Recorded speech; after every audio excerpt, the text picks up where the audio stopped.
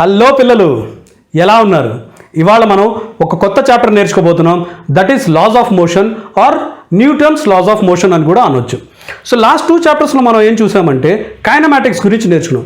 కైనమాటిక్స్లో speed, velocity, acceleration, distance, displacement etcetera గురించి మనం నేర్చుకున్నాం. అవన్నీ ఏంటంటే ఒక బాడీ మీద జరిగే ఎఫెక్ట్. ఈ ఎఫెక్ట్ జరగడానికి ఏదైతే కాజ్ ఉంటుందో ఆ కాజ్ యొక్క స్టడీయే డైనమిక్స్. డైనమిక్స్లో ఈ చాప్టర్లో మనం చదువుకునేది ఫోర్సెస్ గురించి. మరి ఈ వీడియోకి వచ్చినప్పుడు మనం వాట్ ఈజ్ ఎ ఫోర్స్ అని నేర్చుకుంటాం, వాట్ ఈజ్ ఇనర్షియా నేర్చుకుంటాం, 3 laws of Newton's laws of motion నేర్చుకుంటాం. దాని తర్వాత మనం మొమెంటం గురించి నేర్చుకొని కనీసం 2-3 ఫోర్సెస్ గురించి నేర్చుకొని వీడియో క్లోజ్ చేద్దాం. Okay, so what is the force గురించి నేర్చుకోవాలంటే what is the force? Force can be defined as an external effort in the form of push or pull that changes or tends to change the state of rest or motion or direction or dimension of a body. అంటే force is an external effort. ఇప్పుడు ఈ body ఉందనుకోండి, దీన్ని బయట నుంచి ఒక effort వేసి ఇది స్టేట్ ఆఫ్ రెస్ట్లో ఉంది, ఈ స్టేట్ ఆఫ్ రెస్ట్లో ఉన్న బాడీని నేను ఫోర్స్ వేసి మోషన్లోకి తీసుకురావడం. ఈ ఫింగర్తో ఫోర్స్ వేశాను కదా, మోషన్లోకి వచ్చింది ఆల్రెడీ. లేదా ఈ ఆల్రెడీ బాడీ ఒక మోషన్, యూనిఫామ్ మోషన్లో ఉందనుకోండి, దీని యొక్క స్పీడ్ ఆర్ వెలాసిటీ నేను ఇంకొంచెం ఫోర్స్ వేసి పెంచడం లేదా తగ్గించడం లేదా దీన్ని రెస్ట్లోకి తీసుకురావడం. So change in state of motion అవుతుంది. మూడోది, ఒక డైరెక్షన్లో వెళుతున్న ఈ బాడీని ఇంకొక ఫోర్స్ వేసి, ఇది ఈ డైరెక్షన్లో వెళ్తుంది అనుకోండి, ఒక ఫోర్స్ వేసి దీని డైరెక్షన్ చేంజ్ చేయడం. So a force can change the direction of a body or dimension of a body. అంటే దీని షేప్ మార్చేయడం. ఇప్పుడు ఇలా ఉంది ఈ బాటిల్, దీని మీద నేను ఒక గట్టి ఫోర్స్ వేసాను అనుకోండి, ఇదేమైపోవచ్చు, దీని యొక్క షేప్ మారిపోవచ్చు, బాటిల్ షేప్ మారిపోవచ్చు. So these all things which are done by a force, by an external effort.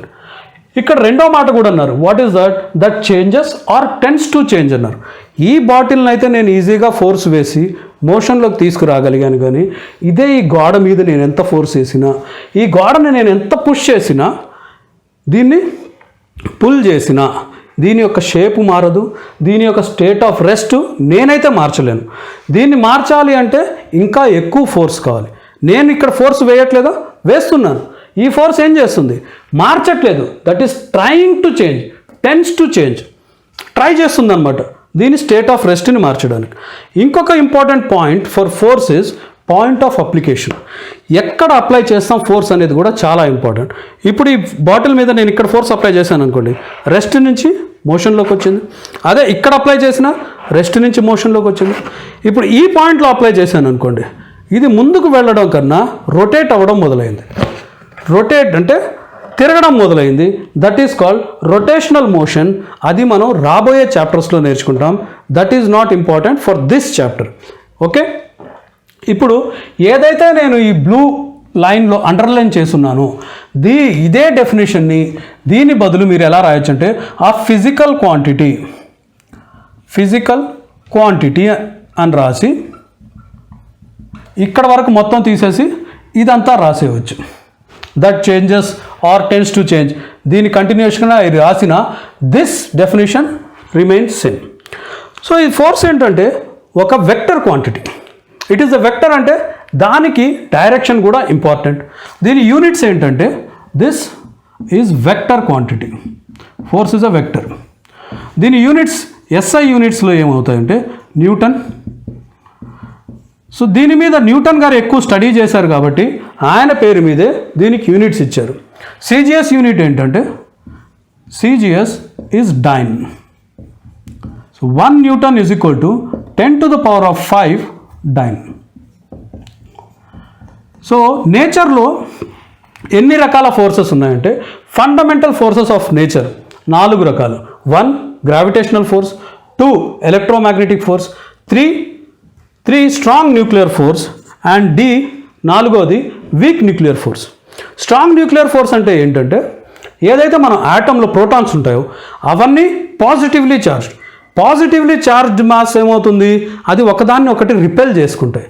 But అలా రిపెల్ చేసే ప్రోటాన్స్ని కూడా ఒక్క దగ్గర పట్టి ఉంచడానికి చాలా ఫోర్స్ అవసరం అవుతుంది. Those all come under strong nuclear forces. Weak nuclear forces come under your chemistry. Like decay of radioactive material, ఇంకా మాలిక్యులర్ బాండ్స్, ఇవన్నీ వీక్ న్యూక్లియర్ ఫోర్స్ కింద వస్తాయి. అవి మీరు కెమిస్ట్రీలో నేర్చుకుంటారు. Now coming to types of forces. Types of forces రెండు రకాలు. ఒకటి కాంటాక్ట్ ఫోర్సెస్, రెండోది non contact forces. Contact forces అంటే ఎలాంటివంటే normal force or normal reaction, tension, spring force or frictional force. ఈ 4 కాకుండా ఇంకా చాలా ఉన్నాయి. మనకు అవసరం ఉన్నవి మటుకే ఇక్కడ మాట్లాడుతున్నాను. ఇవి ఇట్స్ నాట్ లిమిటెడ్, ఎక్సెట్రా ఇంకా ఎక్కువ ఉంటాయి. డన్. అలాగే నాన్ కాంటాక్ట్ ఫోర్సెస్లో కూడా ఇవి 3 కాకుండా వేరేవి కూడా ఉంటాయి. But we are concerned about only these 3. One is gravitational force, రెండోది ఎలక్ట్రోస్టాటిక్ ఫోర్స్, మూడోది మ్యాగ్నెటిక్ ఫోర్స్ అండ్ ఎక్సెట్రా. ఈ ఎలక్ట్రోస్టాటిక్ అండ్ మ్యాగ్నెటిక్ ఫోర్స్ గురించి మనం సెకండ్ ఇయర్లో నేర్చుకుంటాం. గ్రావిటేషనల్ ఫోర్స్ గురించి మనకు సెపరేట్గా ఫస్ట్ ఇయర్లో ఒక చాప్టరే ఉంది. అది కూడా మనం తర్వాత నేర్చుకోబోతున్నాం. ఈ చాప్టర్లో మనం నేర్చుకునేది ఈ 4 ఫోర్సెస్ గురించి. వీటితో పాటు గ్రావిటేషనల్ ఫోర్స్ గురించి కొంత ఇక్కడ నేర్చుకుంటాం కూడా. డన్. సో దీనికి ఏంటి తేడా అనేది మీకు డౌట్ రావాలి. What is this and what is this? ఈ 4ని మీరు ఎలా ఇమాజిన్ చేసుకోవచ్చు అంటే 4 పెద్ద చెట్లుగా ఇమాజిన్ చేసుకోవచ్చు. These 4 can be imagine as a huge trees. ఈ ఫోర్సెస్ ఏమన్నా ఉంటే where contact forces and non contact forces, ఇవి రెండిట్లో ఏ ఫోర్స్ ఉన్నా, normal force, tension force, spring force, friction, muscular force, ఏ ఫోర్స్ అన్నా నేర్చుకోండి. అవన్నీ ఈ 4 చెట్లలో ఏదో ఒక చెట్టు కొమ్మ అవుతాయి అన్నమాట, చెట్టు కొమ్మల్లాగా. So all these types of forces fall under one of these forces. Gravitational, ఇక్కడ గ్రావిటేషనల్ అండర్లో పడినట్టు. ఇందాక మీకు స్ట్రాంగ్ న్యూక్లియర్ ఫోర్సెస్ ఎగ్జాంపుల్ కూడా చెప్పాను. అలాగే ఏ ఫోర్స్ అయినా ఈ 4 ఫండమెంటల్ ఫోర్సెస్ ఆఫ్ నేచర్ అండర్లోనే వస్తాయి. ఇప్పుడు కాంటాక్ట్ ఫోర్సెస్ అన్నాం కదా. కాంటాక్ట్ ఫోర్సెస్ ఎందుకు అంటామంటే ఈ కాంటాక్ట్ ఫోర్స్ యాక్ట్ చేయడానికి మనకు కాంటాక్ట్ అవ్వాలి.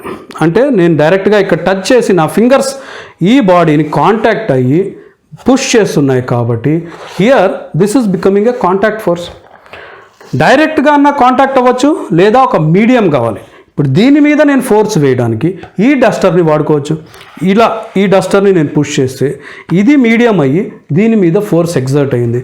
So contact forces need a medium or directly contact అయ్యి దాని మీద బాడీ మీద యాక్ట్ చేస్తాయి. When coming to contactless forces, non contact forces, gravitational ఫోర్సే మనం బెస్ట్ ఎగ్జాంపుల్గా తీసుకున్నా. ఇప్పుడు ఈ పెన్ ఇక్కడ పెట్టాను అనుకోండి,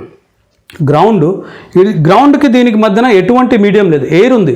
లేకపోయినా ఈ గ్రౌండ్ ఆర్ అర్త్ ఏం చేస్తుంది, దీన్ని తన వైపు లాగుతూ ఉంది, గ్రావిటీతో తన వైపు లాగుతుంది. ఇలా వదలంగానే ఏమైంది, అది అర్త్ వైపు మూవ్ అవ్వడం మొదలైంది. రెండింటి మధ్యన ఎటువంటి కాంటాక్ట్ లేకుండా ఈ ఫోర్స్ యాక్ట్ చేస్తుంది. సిమిలర్గా మ్యాగ్నెటిక్ ఫోర్స్ తీసుకోండి. 2 ఆపోజిట్ పోల్స్, ఇది నార్త్ పోల్, ఇది సౌత్ పోల్ ఉన్న మ్యాగ్నెట్స్ అయితే ఇవి రెండు ఒకదాన్ని ఒకటి అట్రాక్ట్ చేసుకుంటాయి. అట్రాక్ట్ చేసుకోవడమే ఇక్కడ నాన్ కాంటాక్ట్ ఫోర్స్ కింద వస్తుంది. అదే సేమ్ అంటే ఇది నార్త్ పోల్, ఇది నార్త్ పోల్ అయితే సేమ్ పోల్స్ ఉంటే ఇవి రెండేమవుతాయి, రిపెల్ అవుతాయి. So non contact forces act without a medium are contacting each other. అలా కూడా ఇది యాక్ట్ చేస్తాయి. These come under non contact forces. ఎవరికన్నా నోట్ చేసుకోవాలని ఉంటే నోట్ చేసుకోండి. నోట్ చేసేసుకున్నారనుకుంటా. ఇప్పుడు మీకు ఒక డౌట్ రావచ్చు, ఒక బాడీ ఫోర్స్ పడనంత వరకు తన స్టేట్ని ఎందుకు మార్చుకోలేదు? అక్కడ ఒక పడున్న ఈ పెన్ అనుకోండి ఇలా ఉంది, ఇది మోషన్లోకి ఎందుకు రాకూడదు తనంతటా అని? రాలేదు. ఎందుకంటే మన అందరికీ తెలుసు దీనికి చేత కాదు. లేదా స్పేస్లో ఎక్కడైనా దీన్ని విసిరామనుకోండి, అప్పుడు ఏమవుతుంది, అది ఒకటే డైరెక్షన్లో యూనిఫామ్ మోషన్లో వెళ్తుంది. ఎప్పటి వరకు ఏదైనా స్టార్స్ లేదా ఏదైనా ప్లానెట్ యొక్క గ్రావిటేషనల్ పుల్ దీని మీద యాక్ట్ చేయనంత వరకు ఇది ఒకటే straight line with uniform motion వెళుతూ ఉంది. అది తన స్టేట్ని, ఈ మోషన్లో ఉన్న స్టేట్ని మార్చుకోలేదు. లేదా తన డైరెక్షన్ని కూడా స్ట్రైట్ లైన్లో వెళుతూ ఉంటుంది. ఏదన్నా ఫోర్స్ యాక్ట్ చేయనంత వరకు అది తన డైరెక్షన్ కూడా మార్చుకోలేదు. ఈ చేతగానితనాన్ని మనం ఇనర్షియా అంటాం. ఇప్పుడు ఈ ఇనర్షియా ఒక్క డెఫినేషన్ చూద్దాం. ఇది మీకు ఇంపార్టెంట్ క్వశ్చన్ అమ్మా, ఇంటర్మీడియట్లో అడుగుతూ ఉంటారు. ఇంటర్మీడియట్ స్టూడెంట్స్ నోట్ చేసేసుకోండి.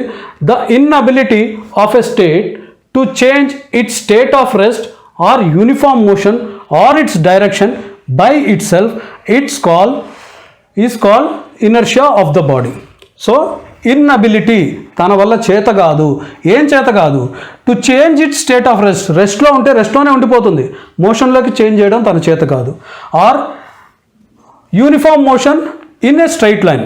యూనిఫామ్ మోషన్లో ఉంటే ఒక స్ట్రైట్ లైన్లో ఒకటే వెలాసిటీలో వెళ్తూ ఉంటే అది ఆ మోషన్ని కూడా చేంజ్ చేసుకోలేదు, లేదా తన డైరెక్షన్ని కూడా చేంజ్ చేసుకోలేదు. ఆ చేతగానితనాన్ని మనం ఇనర్షియా అంటాం. This is your text book definition, ఎగ్జామ్లో ఇదే రాయాలి. బట్ కొంతమంది సైంటిస్టులు ఏమంటారంటే అది చేతగానితనం కాదు. సో నేను ఈ అండర్లైన్ చేసిన దానికి బదులు కొంతమంది సైంటిస్టులు ఏమంటారంటే the inherent property of a body to oppose. ఇక్కడ చేత కావట్లేదు అంటున్నాం, బట్ ఇక్కడ ఏమంటున్నాం? ఈ ఇన్హరెంట్ ప్రాపర్టీ ఉంటుంది అన్ని బాడీస్లో, అన్ని మాసుల్లో ఉంటుంది, which will oppose any change in motion. So దీన్ని సింపుల్ టర్మ్స్లో ఏమనొచ్చు అంటే రెసిస్టెన్స్ టు చేంజ్ అనొచ్చు. సో దీన్ని inertia can be called as resistance to change. Okay, so ఇప్పుడు దీంట్లో 3 రకాలు: inertia of rest, inertia of motion and inertia of direction. ఈ 3 రకాలు నేర్చుకునే ముందు ఫస్ట్ మనం తెలుసుకోవాల్సింది ఏంటంటే ఇది ఫిజికల్ క్వాంటిటీ కాదు, దీనికి యూనిట్స్ లేవు, డైరెక్షన్ లాంటివి లేవు. మరి ప్రతి బాడీలో సేమ్ ఇనర్షియా ఉంటుందా? ఫిజికల్ క్వాంటిటీ కాదంటున్నాం కదా, ప్రతి బాడీలో సేమ్ ఇనర్షియా ఉంటుందా అంటే no. Inertia is directly proportional to the mass. For example, ఈ పెన్ ఉందనుకోండి, ఇది రెస్ట్లో ఉంది. దీన్ని మోషన్లోకి తీసుకురావాలంటే నాకు చాలా చిన్న ఫోర్స్ అవసరం, చాలు. ఇలా నేను దీన్ని మోషన్లోకి తీసుకురాగలుగుతాను, లేదా దీని స్టేట్ ఆఫ్ రెస్ట్ని నేను చేంజ్ చేయగలుగుతాను. అదే 100 కేజీల రాయి ఉందనుకోండి, 100 కేజీల రాయిని నేను మూవ్ చేయగలుగుతానా? నా వల్ల అయితే కాదు. సో ఇక్కడ ఏమైంది? మాస్ ఎక్కువ ఉంది కాబట్టి దాని ఇన్హరెంట్ ప్రాపర్టీ టు అపోజ్, అది అపోజ్ చేయడం బాగా చేస్తుంది, ఎక్కువ అపోజ్ చేస్తుంది. For what? టు చేంజ్ చేయడానికి, తన స్టేట్ ఆఫ్ రెస్ట్ నుంచి అది మారకుండా ఉండడానికి అపోజ్ చేస్తుంది. ఏది? 100 కేజీల బాడీ ఎక్కువ అపోజ్ చేస్తుంది. ఇదెంత ఉంటుంది? మేబీ 100 గ్రాములు ఉండొచ్చు, 100 గ్రాముల బాడీ తక్కువ అపోజ్ చేస్తుంది. So inertia is directly proportional to what? The mass. Physical quantity కాకపోవచ్చు, బట్ ఎక్కువ మాస్ ఉంటే ఎక్కువ ఇనర్షియా ఉంటుంది దాంట్లో, తక్కువ మాస్ ఉంటే తక్కువ ఇనర్షియా ఉంటుంది. ఇమాజిన్ చేయండి, ఈ పెన్ ఇలా మూవ్ అవుతున్న దాన్ని నేను ఈజీగా దీన్ని స్టాప్ చేసేయగలుగుతాను, మోషన్లో ఉన్న స్టాప్ చేయగలుగుతాను. అదే ఒక పెద్ద కారు, ఒక ట్రక్ కానీ వస్తుంది అనుకోండి, అది మోషన్లో ఉన్న దాన్ని నేను ఆపాలంటే నాకు చేత కాకపోవచ్చు, ఎందుకంటే దాని మాస్ ఎక్కువ. సో ట్రక్ అండ్ ఈ పెన్ను రెండు ఒకటే వెలాసిటీలో వెళ్తుంటే దీన్ని నేను సింపుల్గా ఆపేయగలుగుతాను, బట్ ట్రక్ను కాదు. సో ఇనర్షియా అక్కడ ట్రక్ది ఎక్కువ, because its mass is more. Done. ఇప్పుడు వద్దాం inertia of rest. Inertia of rest ఇదే డెఫినేషన్. ఏం చేస్తుంది? అది ఆ రెస్ట్లోనే ఉంటుంది, మారదు. మారకుండా ఉండడం ఇనర్షియా ఆఫ్ రెస్ట్. మూవ్ కాలేదు.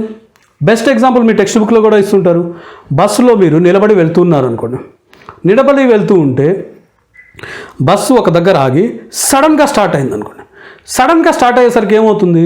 ఆ బస్సుకి మన కాళ్ళు తాకుతున్నాయి కాబట్టి బస్సుతో పాటు కాళ్ళు వెళ్ళడానికి ట్రై చేస్తాయి, బట్ మనం ఏమవుతాం? మన బాడీ రెస్ట్కు ఉంది. దీని ఇనర్షియా దాన్ని రెస్ట్లోనే ఉండమంటుంది. ఈ మోషన్ అపోజ్ చేయడం వల్ల మనం వెనక్కి పడిపోతూ ఉంటాం, బట్ మనం మన మస్కులర్ ఫోర్స్ వాడి మళ్ళీ నిలబడిపోతాం. Done. That is the example for inertia of rest. ఇంకొక ఎగ్జాంపుల్ మీరు 10th క్లాస్లో చేసి ఉండొచ్చు, లేదా కావాలంటే మీ ఇంట్లో కూడా చేయండి. ఇప్పుడు ఈ గ్లాస్ ఉంది, దీని మీద ఒక కార్డు పెట్టాను అనుకోండి, దీని మీద ఒక కాయిన్ పెడితే, ఓకే, కాయిన్ రెస్ట్లో ఉంది and it is opposing to change. రెస్ట్లోంచి నేను రాకూడదు అని అపోజ్ చేస్తూ ఉంది. అటువంటి టైంలో నేను సడన్గా దీన్ని తీసాను అనుకోండి, సడన్గా తీస్తే ఏమైంది? కాయిన్ వెళ్ళి గ్లాస్లో పడిపోయింది. Coin has come in to glass. ఎందుకు వచ్చింది ఇలా? ఆ కార్డ్తో ఎందుకు వెళ్ళలేదు? సడన్ చేంజ్ వచ్చేసరికి దానికి రియలైజ్ కాలేదు. అది అపోజ్ చేస్తూ రెస్ట్లో ఉండిపోయి గ్రావిటీతో కిందకు పడింది, కానీ కార్డుతో పాటు వెళ్ళలేదు. So you can say this is how inertia of rest acts. Now coming to inertia of motion అనుకోండి. మోషన్లో ఉన్నది ఏదైతే మనం స్పేస్లో రాయి అనుకున్నామో అది అలానే తన మోషన్లో ఉండాలనుకుంటుంది. దానికి ఎగ్జాంపుల్ మళ్ళీ బస్సు తీసుకుందాం. బస్సులో నిలబడి ఉన్నాం. ఇప్పుడు మనం దాని స్పీడ్కి అలవాటు పడిపోయాం. సో ఇలా నిలబడి వెళ్తూ ఉన్నాం. సడన్గా ఆ బస్సుకి ఏదన్నా బండి అడ్డొచ్చి సడన్ బ్రేక్ కొడితే ఏమవుతుంది? బస్సుతో మన కాళ్ళు ఆనుకొని ఉన్నాయి కాబట్టి కాళ్ళు ప్లస్ బస్ రెస్ట్లోకి వచ్చేస్తాయి. బట్ మన బాడీ మోషన్కి అలవాటు పడిపోయింది. అది మోషన్లోనే ఉండాలనుకుంటూ ఉంది కాబట్టి బ్రేక్ ఇటువైపు వెళుతున్న బండి బ్రేక్ కొడితే మనం ఇటువైపు ముందుకి పడిపోతూ ఉన్నట్టు అనిపిస్తుంది. మళ్ళీ మనం దేన్నో ఒకదాన్ని పట్టుకొని we will control. But what happens to the luggage? పైన పెట్టిన లగేజ్ సడన్గా బ్రేక్ కొడితే లగేజ్ కొన్నిసార్లు పడిపోతుంది లేదా అక్కడున్న పైన నుంచి జరిగిపోతుంది. Because why? ఆ లగేజ్ ఈజ్ ఇన్ మోషన్. అది అపోజ్ చేయడం వల్ల బస్సు ఆగిపోయిన లగేజ్ కొంచెం ముందుకు వెళ్ళడమో కింద పడ్డమో జరిగింది. That is inertia of motion. What is inertia of direction? ఒక తాడు కట్టి ఒక రాయి కానీ ఏదన్నా మనం తిప్పుతూ ఉన్నాం అనుకున్నాం. సో కంటిన్యూస్గా దాని డైరెక్షన్ చేంజ్ అవుతూ ఉంది. వెలాసిటీ యొక్క లేదా మాస్ యొక్క డైరెక్షన్ విత్ వెలాసిటీ చేంజ్ అయిపోతూ ఉంది. అలాంటిది సడన్గా ఈ తాడును మనం కట్ చేస్తే అది అలా తిరుగుతూ వెళ్ళదు. అలా ఎలా వెళ్తుంది? స్ట్రెయిట్ లైన్లో వెళ్ళిపోద్ది. కావాలనే ట్రై చేయండి, బట్ సేఫ్ కండిషన్స్లో వేరే వాళ్ళకి రాయి తగలకుండా ట్రై చేయండి.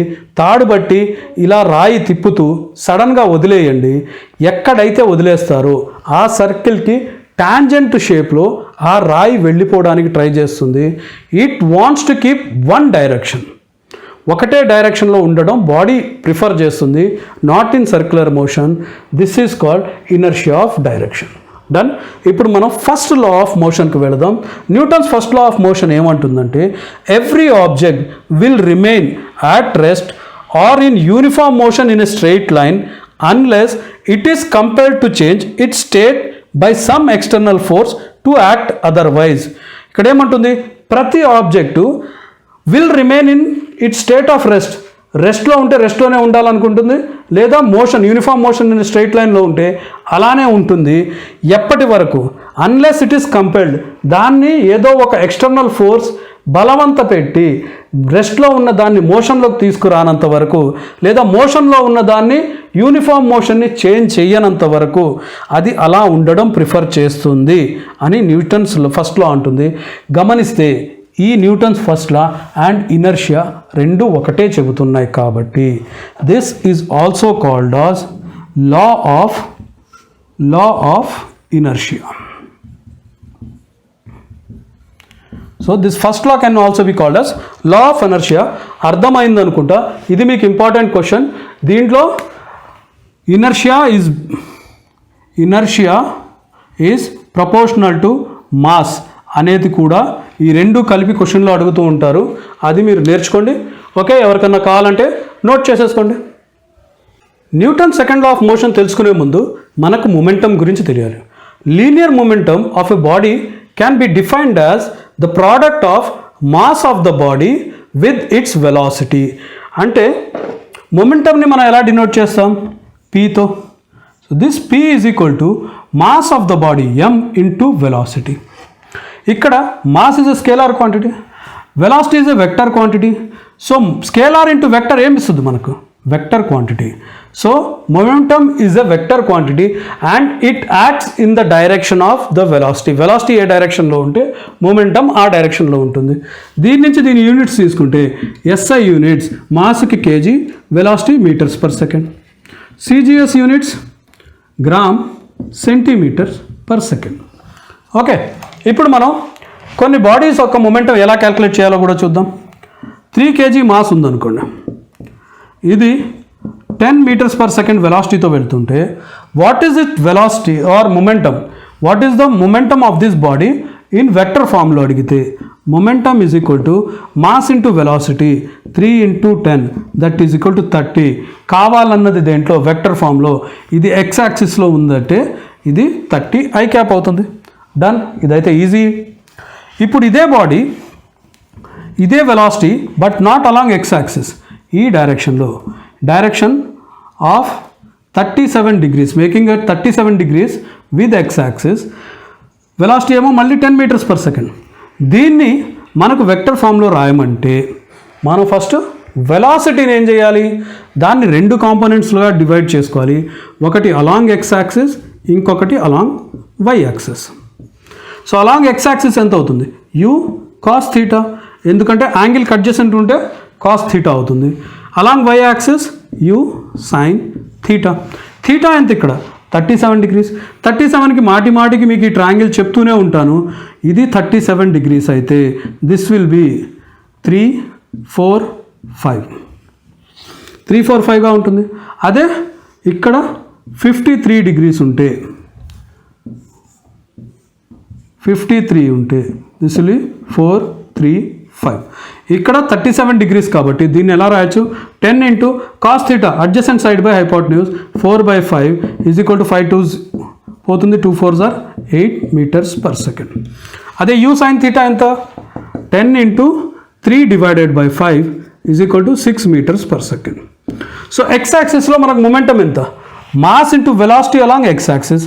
So this is equal to 3 into 8 I cap plus Y యాక్సిస్లో ఎంత 6 meters per second అనే వెలాసిటీ ఉంటే momentum is equal to mass 3 into velocity 6 J cap.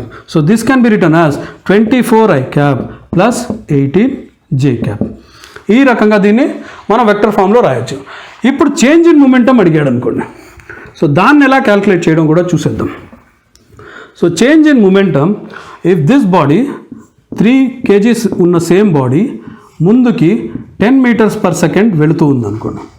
After time t seconds ఇదే body velocity has change to 15 meters per second అయితే find the change in momentum అడిగితే change in momentum can be written as final momentum minus initial momentum.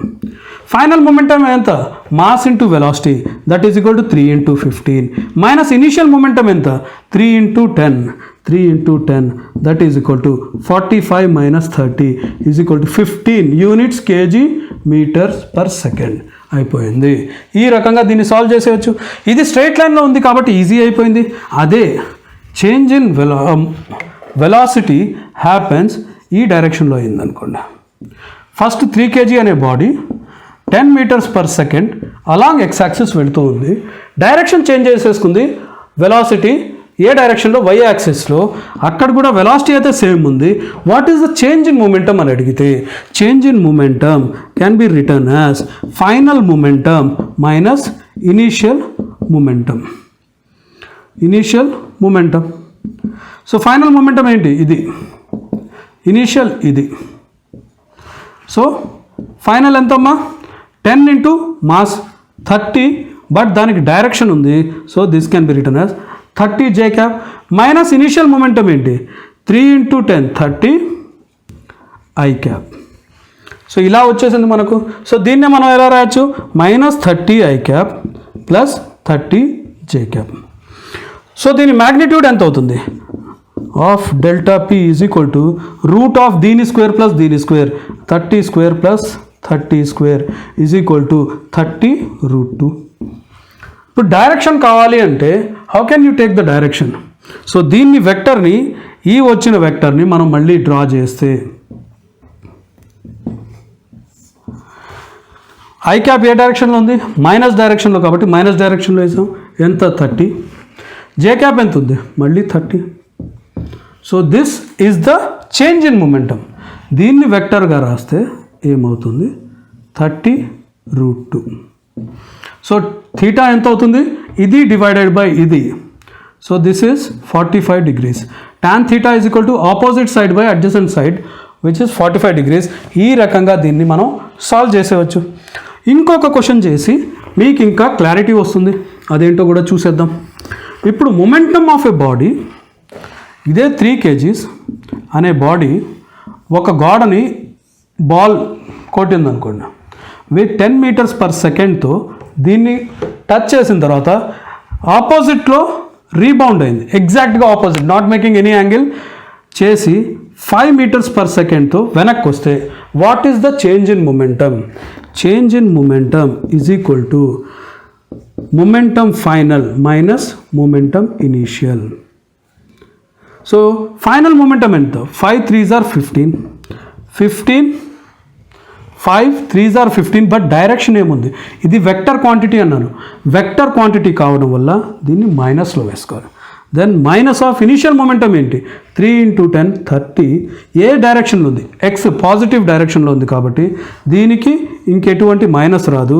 So -15 - 30 is equal to -45. -45 is the change in momentum. పొరపాటున కూడా 3 10s are 30 వేసి దాంట్లో 3 5s are 15 minus చేసి change in momentum 15 వేస్తారేమో. ఇక్కడ direction తన role play చేస్తుంది. ఈ రకంగా మీరు చేంజ్ ఇన్ మొమెంటం క్యాల్కులేట్ చేసేయవచ్చు. డన్, అర్థమైంది కదా. Newton second law of motion ఏమంటుందంటే the rate of change of momentum of a body is directly proportional to the resultant or net external force acting on the body and takes place in the direction in which the force acts. So first ఇక్కడ వరకు understand చేసుకుందాం. So ఇక్కడ వరకు ఏమంటున్నాడంటే force is directly proportional to the rate of change of momentum. Rate of change of momentum అంటే change of momentum divided by ఏ టైంలో అవుతుందో అంత టైంలో చేంజ్ ఏదైతే ఉందో దీనికి ప్రపోర్షనల్. ఈ ఏదైతే మీకు second law it does not say F is equal to MA. మీరు 10th నేర్చుకున్నది చెప్పదు. ఇది ఓన్లీ సేస్ దిస్. దీని నుంచి మనం F is equal to MA ఎలా తీసుకొస్తామో అది చూద్దాం. సో దీన్ని ఎలా రాయొచ్చు మనం? This is equal to change in MV divided by change in time. So very small time very small అయిపోతే so F will be directly proportional to dP. Very small change మనం డిఫరెన్సియేషన్లో రాస్తాం dP/dt. So this is d of MV/dt. ఇక్కడ మనం mass constant అని తీసుకుంటే మాస్ని constant అని తీసుకుంటే మాస్ కాన్స్టెంట్గా ఉంటుంది అని తీసుకుంటే F is directly proportional to constant బయటకు వస్తుంది dV/dt. So change in velocity divided by time or rate of change of velocity ఏమవుతుంది? యాక్సలరేషన్ అవుతుంది. So F is directly proportional to MA. So this can be written as F is equal to KMA where K is a constant. So ఈ proportional తీసేసి constant వేసేసాం KMA. But ఆ టైంలో సైంటిస్టులకి ఈ K వద్దు అనిపించింది. దీన్ని తీసేయడానికి యూనిట్ ఫోర్స్ తీసుకున్నారు. యూనిట్ ఫోర్స్ని ఎలా డిఫైన్ చేశారంటే unit force is the force 1 unit force will B acting on 1 unit of mass producing A 1 unit of acceleration. So ఇది మాస్, ఇది యాక్సలరేషన్.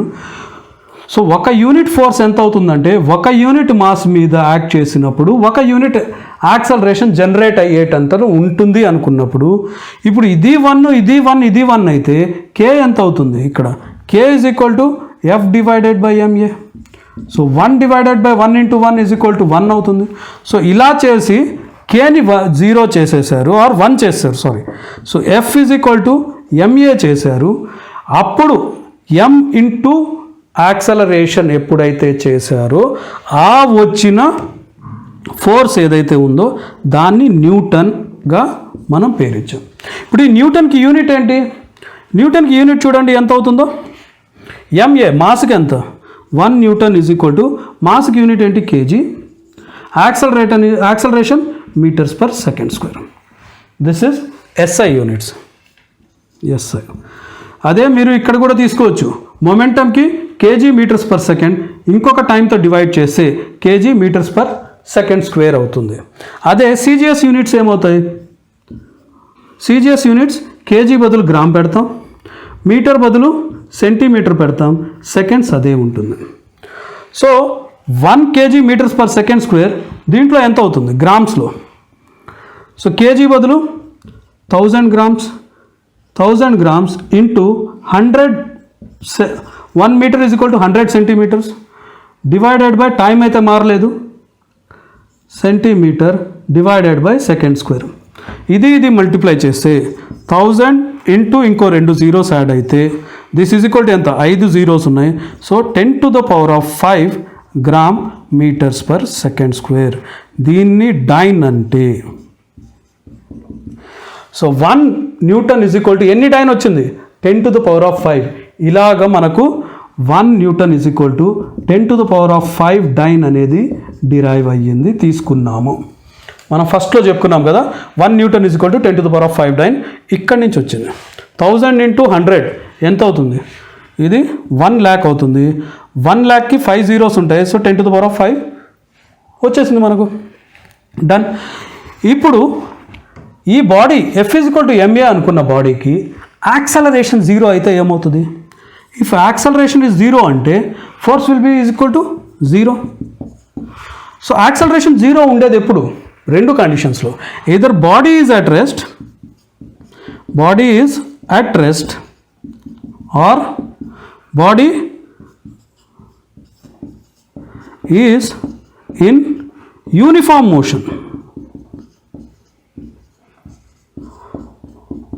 సో F = maలో మనం యాక్సలరేషన్ 0 అనుకుంటే ఎయిదర్ బాడీ అప్పుడు force 0 అవుతుంది. సో యాక్సలరేషన్ 0 ఉన్నప్పుడు body రెస్ట్లో అన్నా ఉండాలి, యూనిఫామ్ మోషన్లో ఉండాలి. అంటే బాడీ రెస్ట్లో అన్నా యూనిఫామ్ మోషన్లో ఉన్న ఫోర్స్ ఇస్ 0 అంటే మనకు ఫస్ట్ లా ఆఫ్ మోషన్ వచ్చేసింది. So from second law you can derive first law of motion. ఇది మీకు ఇంపార్టెంట్ క్వశ్చన్ ఫర్ ఇంటర్మీడియట్. ఇది నేర్చేసుకోండి. ఎలా సాల్వ్ చేసామో కూడా తీసేసుకోండి. ఇది అవసరం లేదు మీకు. F = ma వరకు మీకు కావాలి. ఓకే. F = ma మనం డిరైవ్ చేయడానికి ఏం చేసాం? మాస్ని కాన్స్టెంట్ అనుకున్నాం. కానీ అన్నిసార్లు మాస్ కాన్స్టెంట్ ఉంటుందనే గ్యారంటీ లేదు. ఎందుకు లేదు? ఫర్ బెస్ట్ ఎగ్జాంపుల్ టెక్స్ట్ బుక్లో కూడా ఇచ్చి ఉండొచ్చుది. The best example is the rocket. రాకెట్ని మనం ఎప్పుడైతే ఫైర్ చేస్తామో రాకెట్లో కింద పార్ట్లో చాలా ఎక్కువ గ్యాస్ ఉంటుంది. ఈ గ్యాసు కాలి రాకెట్ పైకి వెళ్తుంది. సో ఈ రాకెట్ యొక్క మాస్ ఇనీషియల్ మాస్ ఏమైంది? ఇంక్లూడింగ్ దిస్ గ్యాస్ అయింది. ఎప్పుడైతే గ్యాస్ కాలుతూ ఉందో రాకెట్ పైకి వెళుతుంది. గ్యాస్ కాలిపోవడం అంటే మాస్ తగ్గిపోతుంది. So mass is also changing. Mass is not constant. ఇక్కడ మాస్ కాన్స్టెంట్ అనుకొని మనం F = ma తీసుకొచ్చాం. If mass is not constant, if velocity is constant,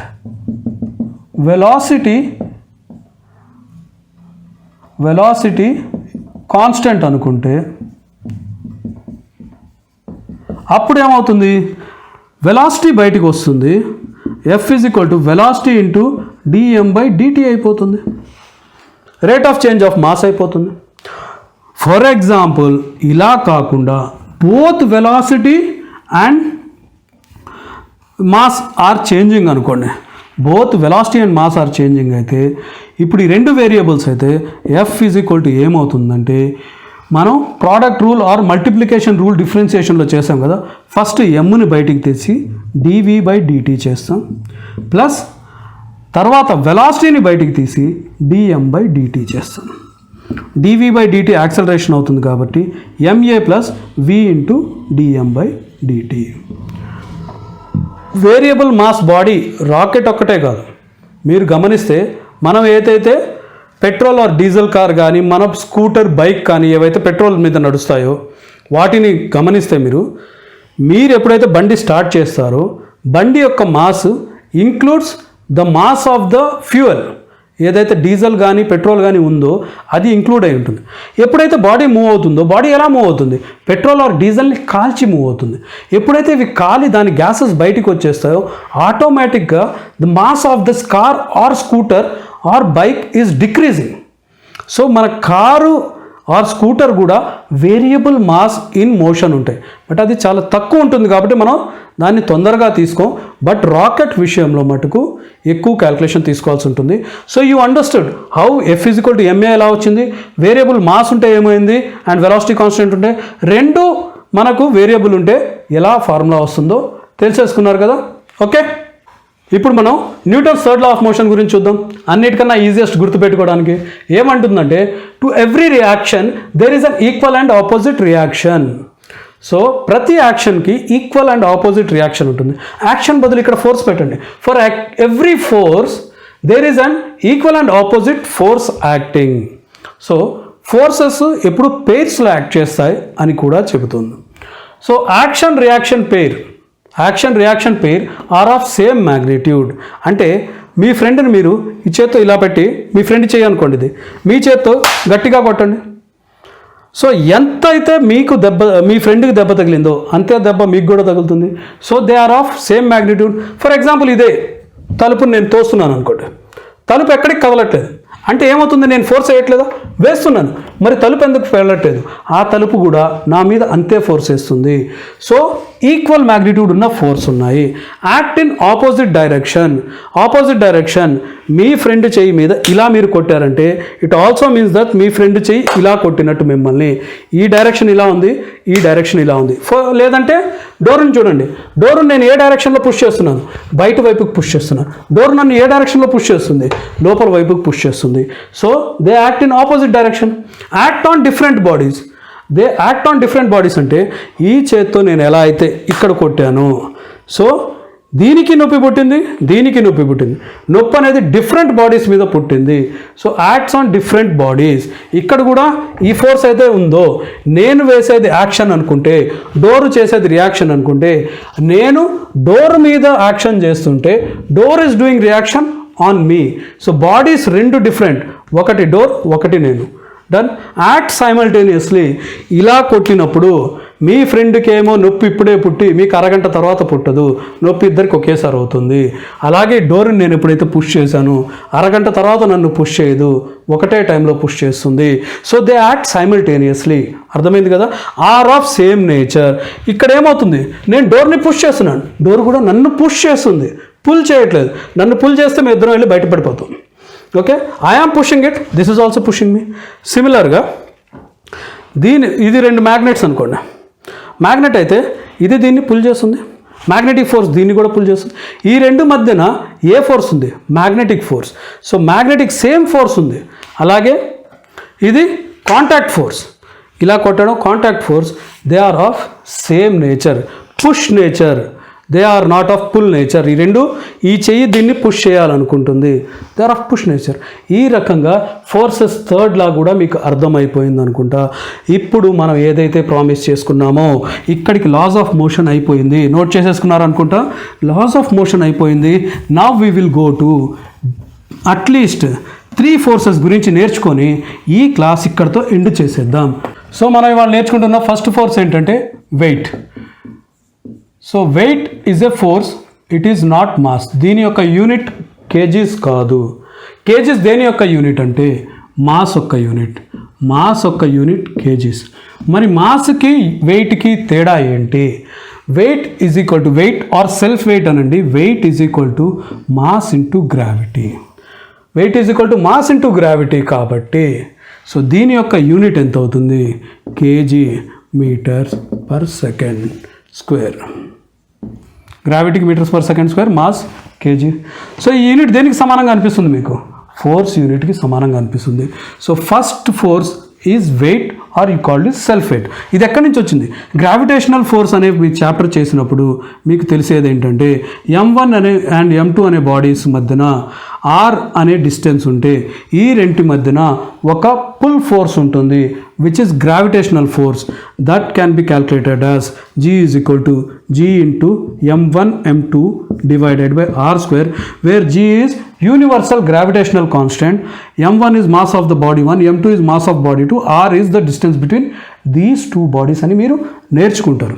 so ఇదే ఫార్ములాలో అర్త్ ఉందనుకోండి, అర్త్ యొక్క రేడియస్ R అనుకోండి, అర్త్ యొక్క మాస్ M అనుకోండి, అండ్ ఈ బాడీ మాస్ స్మాల్ m అనుకోండి. ఇప్పుడు ఈ రెంటి మధ్యన ఒక గ్రావిటేషనల్ ఫోర్స్ ఉంటుంది, అట్రాక్షన్ ఫోర్స్ ఉంటుంది. ఆ ఫోర్స్ ఎంత అంటే F is equal to capital G capital M small m divided by R square. ఈ capital G into mass of earth R and radius, ఇవి మూడు కాన్స్టెంట్స్, మారవు. ఈ మూడింటిని ఎప్పుడైతే G into M divided by R square వేశారో then we got G gravity into mass mg. ఈ mass ఏంటి? ఈ బాడీ యొక్క mass, not mass of the earth. Mass of the earth ఇక్కడ తీసేసుకున్నాం. So this is equal to mg. This gravitational force is the weight of the body. So weight is equal to mg. Done. So ఈ weight ఎటువైపు act చేస్తుందంటే downwards అనడం కన్నా towards centre of the earth, towards centre of the earth act చేస్తుంది. Mass m ఉంటే ఎప్పుడు కూడా towards centre of the earth act చేస్తుంది. డన్, అయిపోయింది. బట్ ఇక్కడ నుంచి మనకు ఫోర్స్కి ఒక కొత్త యూనిట్ కూడా తీసుకొచ్చారు. మన క్వశ్చన్స్లో అలాంటివి ఇవ్వచ్చు. అదేంటంటే 1 kg weight or 1 kg force. What does it mean 1 kg weight or 1 kg force అంటే 1 kg వెయిట్ అంటే 1 kg మాస్ ఉంటే అది ఎంత ఫోర్స్ యాక్ట్ చేస్తుంది. ఫోర్స్ ఎంత? Mass into gravity. వెయిట్ అంటే మాస్ ఇంటూ గ్రావిటీ. 1 kg ఎంత ఫోర్స్ వేస్తుందంటే మాస్ ఇంటూ గ్రావిటీ. ఎంత గ్రావిటీ ఎంత? 9.8. కేజీస్ ఏమో 1 బట్ గ్రావిటీ 9.8 కాబట్టి this is 9.8. This will be 9.8 newtons. సిజిఎస్లో దీని యూనిట్ ఎలా తీసుకోవచ్చు అంటే 1 gram weight or 1 gram force అనొచ్చు. ఇక్కడ ఏం చేసుకుంటాం మనం? గ్రావిటీ యొక్క యూనిట్స్ సెంటీమీటర్స్ తీసుకుంటాం. So 1 gram centimeters per second square. So ఇది ఎంత అవుతుందంటే 980 డైన్కి ఈక్వల్ అవుతుంది. డన్. ఇలా సిజిఎస్ యూనిట్ వచ్చేస్తుంది. ఇది ఎప్పుడు? గ్రావిటీ మనం 9.8 మీటర్స్ పర్ సెకండ్ స్క్వేర్ అని తీసుకున్నప్పుడు. అదే క్వశ్చన్లో కానీ లేదా మీరు తీసుకునే అజంప్షన్లో కానీ gravity is equal to 10 metres per second square అని తీసుకుంటే then this will become equal to 10 newtons. Okay, understand అయింది కదా? దో మన first force is weight. Now coming to the second force ఏంటంటే the second force is normal reaction. Done. Normal reaction. Normal reaction weight ఎక్కడి నుంచి వచ్చిందమ్మా? మనకు gravitational force నుంచి వచ్చింది. సో నార్మల్ రియాక్షన్ ఏంటంటే ఇప్పుడు ఒక టేబుల్ ఉందనుకోండి, దాని మీద ఒక 4 బుక్ పెట్టేశారు అనుకోండి. ఈ టేబుల్ ఎక్కడుంది? అర్త్ మీద ఉంది, ఆబ్వియస్. సో ఈ బుక్ మీద ఫస్ట్ ఏ ఫోర్స్ యాక్ట్ చేస్తుంది? mg వెయిట్ యాక్ట్ చేస్తుంది, సెల్ఫ్ వెయిట్. mg ఎటు యాక్ట్ చేస్తుంది? Towards the centre of earth. So there will be a force mg. But ఇది కిందకెందుకు పడట్లేదు? బుక్ కిందకి ఎందుకు రావట్లేదు? టేబుల్ మీద ఎందుకు ఉండిపోతుంది అంటే టేబుల్ కూడా దీని మీద ఎంతో కొంత ఫోర్స్ యాక్ట్ చేస్తుంది. ఆ ఫోర్స్ యాక్ట్ చేసి దీన్ని నిలబెడుతుంది కాబట్టి that force is called normal force. Normal force or perpendicular కూడా మనం నార్మల్ అంటుంటాం కాబట్టి normal force is a push force. Push చేస్తుంది బుక్ని, అప్పుడే బుక్ ఆగింది. పుష్ చేస్తుంది లేదా కంప్రెస్ చేయడానికి ట్రై చేస్తుంది. This is first of all contact force. ఈ రెండు కాంటాక్ట్లో ఉన్నప్పుడు యాక్ట్ చేస్తుంది. mg is a non contact force which is acting with gravity. n is a contact force. So ఇది కాంటాక్ట్ ఫోర్స్, ఇది నాన్ కాంటాక్ట్ ఫోర్స్ కాబట్టి ఇవి రెండు ఒక పెయిర్ కాదు. You have to understand.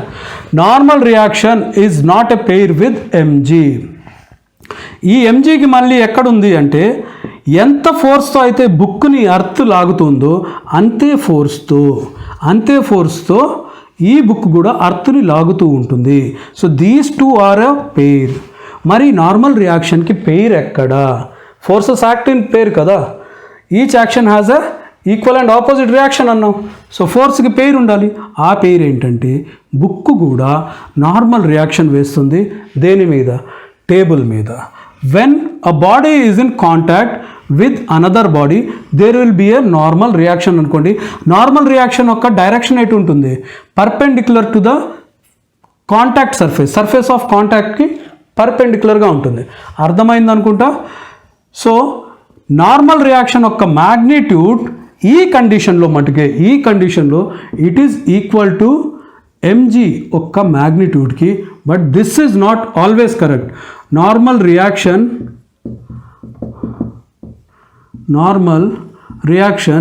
May be or may not be equal to the magnitude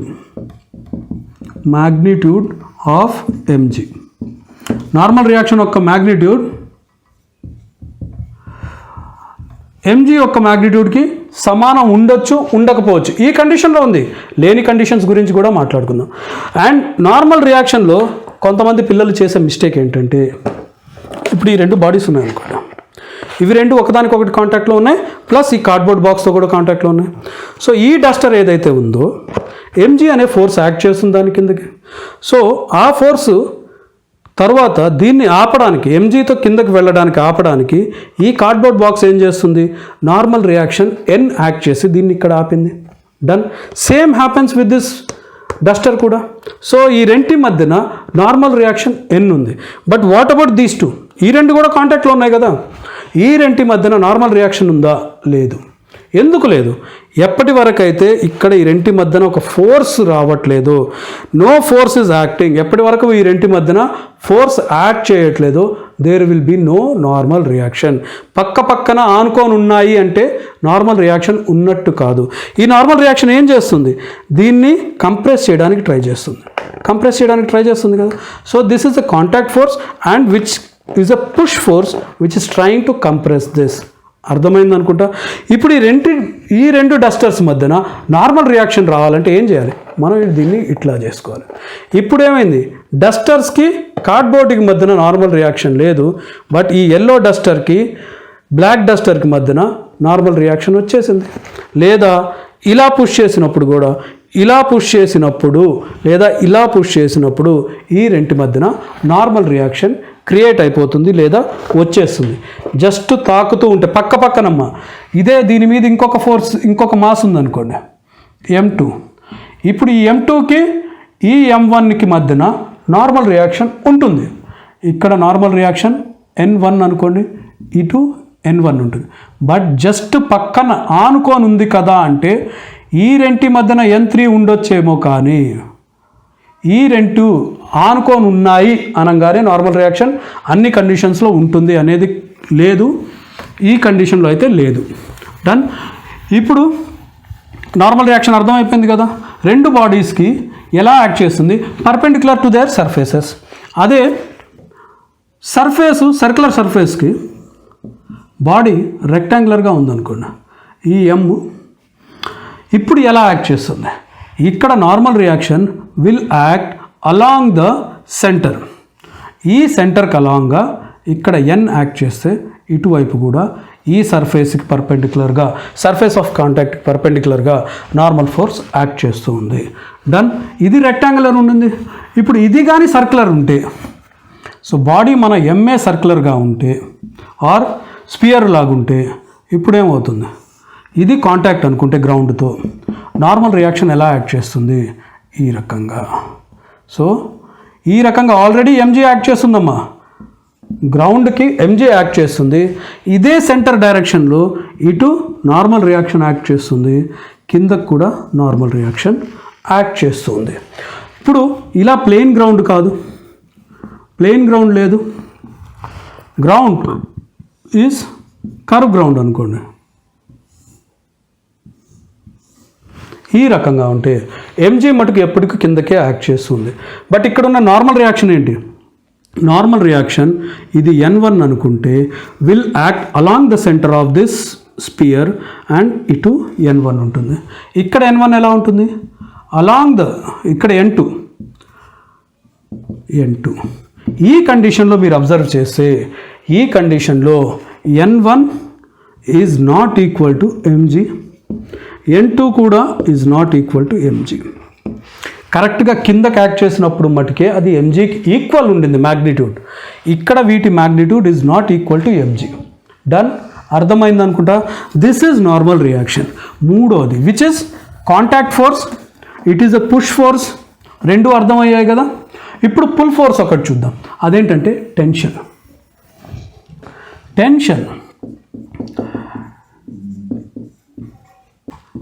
ఇక్కడ సీలింగ్తో ఒక string, ఒక దారం లేదా ఒక రోప్తో ఒక బాడీ కానీ కట్టేసి ఉంటే దీని మాస్ M. ఇప్పుడు దీనికి కింద ఎంజీ యాక్ట్ చేస్తూ ఉంటుంది. ఎప్పుడైతే ఈ వెయిట్ కిందకి యాక్ట్ చేస్తూ ఉందో సెల్ఫ్ వెయిట్, ఇది ఆల్రెడీ ఇక్కడి నుంచి విడిపోవాలని ట్రై చేస్తూ ఉంటుంది. దాన్ని పట్టి ఉంచడానికి ఈ స్ట్రింగ్లో ఏమవుతుందంటే టెన్షన్ అనే ఫోర్స్ యాక్ట్ చేస్తుంది. ఈ టెన్షన్కి పెయిర్ ఆపోజిట్లో ఇక్కడ ఇంకొక టెన్షన్ ఉంటుంది. Done. And this is a pull force. ఇప్పుడు ఫర్ ఎగ్జాంపుల్ ఇదే స్ట్రింగ్ అనుకుంటే ఒక దగ్గర ఈ చేతిని కట్టేసి ఉంది అనుకోండి ఈ స్ట్రింగ్తో, నేను ఈ స్ట్రింగ్ని పుష్ చేస్తే చేతికి ఎటువంటి తేడా పడదు, ఈ చేతికి ఎటువంటి తేడా పడదు, no force is acting. So push వల్ల ఎటువంటి ఇది లేదు. ఈ చెయ్యిని నేను లాగాలంటే I have to pull it, I have to pull the string. So this is a pull force, contact ఫోర్సే బట్ అ పుల్ ఫోర్స్. ఇక్కడ ఎంత టెన్షన్ ఉంటుందో ఇక్కడ కూడా అంతే టెన్షన్ ఉంటుంది. ఎప్పుడు? ఇది ఫుల్గా స్ట్రెచ్ అయినప్పుడు. ఇలా ఉందనుకోండి, ఇక్కడ ఇక్కడ పెద్ద తేడా లేదు. ఇక్కడ టెన్షన్ తీసుకోవాలనుకున్నప్పుడు when you have to calculate tension it should be fully stretched. Okay, it should be stretch. String should be stretched or taut అన్న ఫుల్ స్ట్రెచ్ చేసేసినట్టు ఉండాలి. And string should be inextensible. So ఎప్పుడైతే tension act చేయడం మొదలైందో దీని యొక్క length మారకూడదు, rubber బ్యాండ్లా యాక్ట్ చేయకూడదు. ఇలా లాగంగానే అది రబ్బర్ బ్యాండ్లా యాక్ట్ చేయకూడదు. స్ట్రింగ్స్ మళ్ళీ రెండు రకాలు ఉంటాయి. ఒకటి ఐడియల్ స్ట్రింగ్, రెండోది నాన్ ఐడియల్ స్ట్రింగ్. సో రెండు కూడా ఇన్ఎక్స్టెన్సిబులే. స్ట్రింగ్ ఎప్పుడైతే తీసుకుంటామో రెండు ఇన్ఎక్స్టెన్సిబులే. బట్ ఐడియల్ స్ట్రింగ్ అంటే we will take mass is 0 or no mass string అనుకుంటాం. ప్రాక్టికల్గా పాసిబుల్ కాదు, బట్ ఫర్ మన క్యాల్కులేషన్స్కి this mass is considered to be 0. Here mass is not 0 and tension is equal along the string. Tension is not equal along the string. So ఎప్పుడైతే ideal string అంటాడో దాని అర్థం ఏంటంటే mass is 0. Mass 0 అనే కాదు, any పాయింట్లో మనం చూస్తే ఈ టెన్షన్ ఈక్వల్గానే ఉంటుంది. ఎప్పుడైతే నాన్ ఐడియల్ స్ట్రింగ్ అనుకుంటామో మాస్ ఈజ్ నాట్ 0, ఇక్కడ మాస్ ఉండిపోతుంది. And tension is not equal along the string. ఒక్కొక్క పాయింట్లో ఒక్కొక్క టెన్షన్ ఉంటుంది, టెన్షన్ మారిపోతూ ఉంటుంది. టెన్షన్ ఎటువైపు యాక్ట్ చేస్తుంది? బాగా గమనిస్తే టెన్షన్ ఏం ట్రై చేస్తుందంటే ఇదే స్ట్రింగ్ అయితే ఇటు నుంచి టెన్షన్ యాక్ట్ చేస్తుంది, ఇటు నుంచి యాక్ట్ చేస్తుంది. ఎలా యాక్ట్ చేస్తున్నాయి? దీని లెంగ్త్ ఏదో తగ్గించడానికి ట్రై చేస్తున్నట్టు యాక్ట్ చేస్తున్నాయి. లెంగ్త్ తగ్గించడానికి ట్రై చేస్తున్నట్టు యాక్ట్ చేస్తున్నాయి. ఇటు ఈ లెంగ్త్ని తగ్గించడానికి ట్రై చేస్తున్నట్టు ఈ టెన్షన్ యాక్ట్ చేస్తుంది. ఇంకొక మెయిన్ పాయింట్ ఏంటంటే ఎప్పుడైతే మీరు టెన్షన్ తీసుకుంటారో ఆర్ స్ట్రింగ్ ప్రాబ్లమ్స్ చేస్తారో you have to remember that ఇంకొక బాడీ, ఇలాంటి బాడీ ఒకటి తీసుకున్నాను అనుకోండి, బాడీ మాస్ ఉంది m1 అనుకుంటే there are 2 strings. String 1, so ఇక్కడ టెన్షన్ T1 ఉంటే ఈ ప్లేస్లో కూడా టెన్షన్ T1 ఉంటుంది. ఇక్కడ టెన్షన్ T2 ఉంటే ఇక్కడ కూడా టెన్షన్ T2 ఉంటుంది. స్ట్రింగ్ మారిపోతే when string changes the tension also changes. T1 is not equal to T2. T1 is not equal to T2. ఇలాంటి కండిషన్స్లో కూడా ఉండొచ్చు. ఇలాంటి కండిషన్స్లో మాస్ 1, మాస్ 2 అండ్ ఇక్కడ ఒక ఫోర్స్తో ఇది ఒక స్ట్రింగ్, ఇది ఒక స్ట్రింగ్ అయితే ఇక్కడ టెన్షన్ T3 అయితే ఇక్కడ there will be some other tension T4. So ఈ స్ట్రింగ్లో మటుకే టెన్షన్ సేమ్ ఉంది. ఎప్పుడైతే స్ట్రింగ్ మారిపోయిందో ఆ టెన్షన్ మారిపోతుంది. T3 is not equal to T4. So string మారితే టెన్షన్ కూడా మారిపోతుంది. ఇది నేర్చుకోవాలి. ఈ 3 ఫోర్సెస్ నేర్చేసుకున్నాం మనం ఇవాళ. సో ఫస్ట్ ఏం నేర్చుకున్నాం? వెయిట్ ఆర్ సెల్ఫ్ వెయిట్, రెండోది నార్మల్ రియాక్షన్, మూడోది టెన్షన్. ఇక్కడితో మనం ఈ వీడియో ఎండ్ చేద్దాం. నెక్స్ట్ వీడియోలో మళ్ళీ కలుద్దాం. అప్పటి వరకు బాయ్ బాయ్.